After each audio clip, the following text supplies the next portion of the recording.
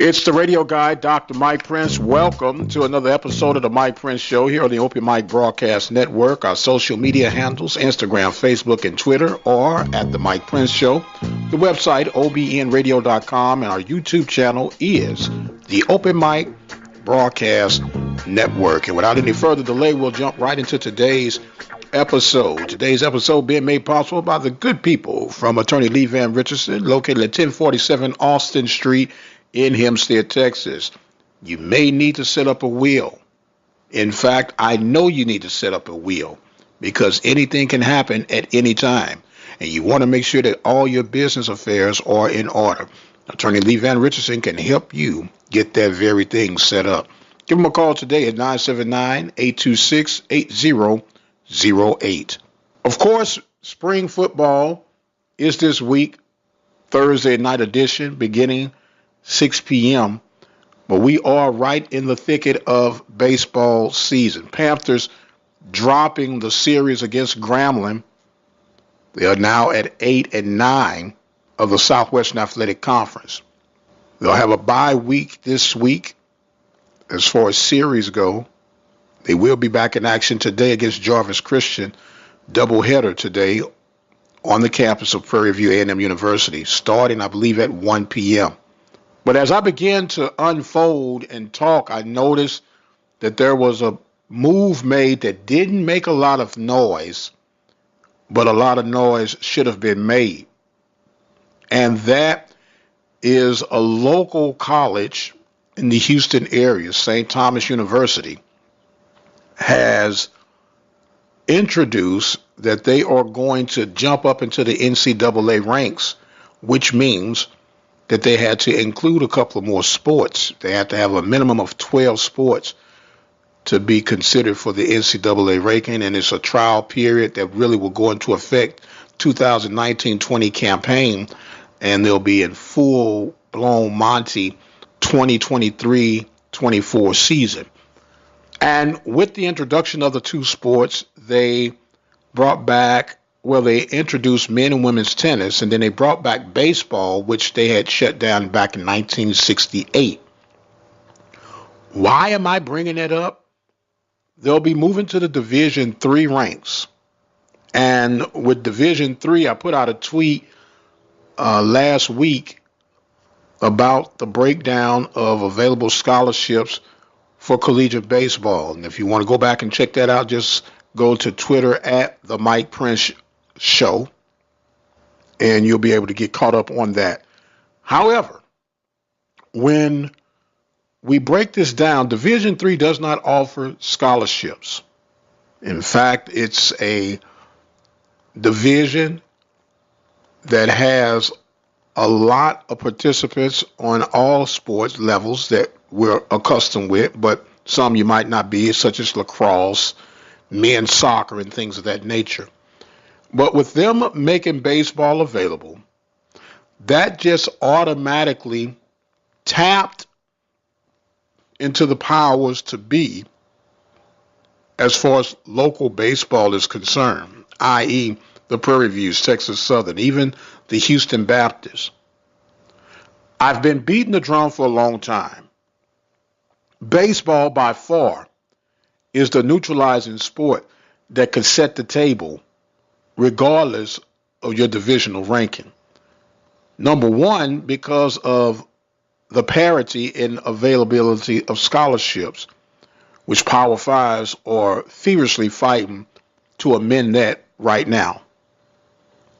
Another thing is, baseball is one of those sports where your size and power does not necessarily give you the obvious advantage. It does work in certain areas, but it could be worked out with the proper strategies and execution. So I've been thinking about the future of the Southwestern Athletic Conference when it comes to baseball. We have new leadership in Dr. Charles McClellan, and they're revamping as we speak about possibly relocating the baseball tournament from New Orleans because of expense and everything else. I came up with what I think is really simple scenario that could work on both ways. And I think if applied, this could really be a win-win situation for the conference and a win-win situation for the student athletes. First and foremost, if we're going to continue the double elimination format for baseball, then it has to be a true double elimination. I've harped on that, but I'll give you a quick scenario. If you come to the losers bracket in the baseball tournament and you make it to championship Sunday, more than likely you're going to be playing an undefeated opponent. Theoretically, you would have to beat that opponent twice if you're from the losers bracket in order to be declared champion, but that is not the case as it is right now for baseball. I don't care what anybody else is doing, how they're doing it. It is not the case for Southwestern Athletic Conference baseball. That's problem, or should I say challenge, number one. Here's another challenge. Stop inviting subpar teams to the tournament and having a double elimination. Make it single elimination as it is in basketball. Loser goes home. Or you could invite the top 4 seeds, have a double elimination tournament. Last man standing is declared champion.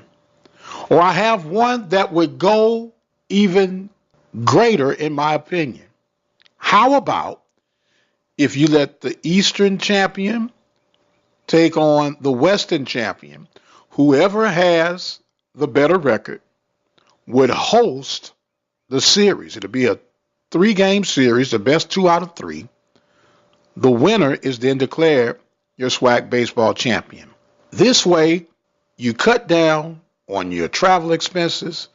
You cut down on the quote-unquote challenge of making money.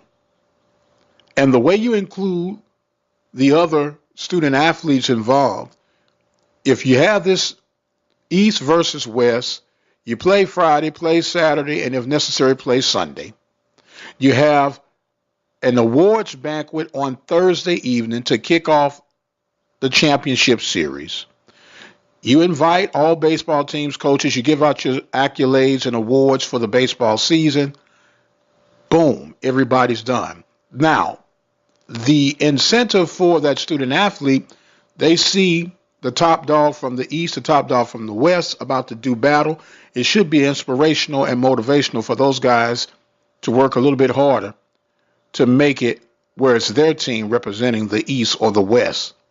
This, by far, is a very simple way of getting things done. It will cut down. That way you don't have to be bogged down with a city that wants to try to negotiate what they can and can't afford. You go to the host campus school, whoever their top seed is. We're talking about 3 days max. Well, 4 days if you count the banquet.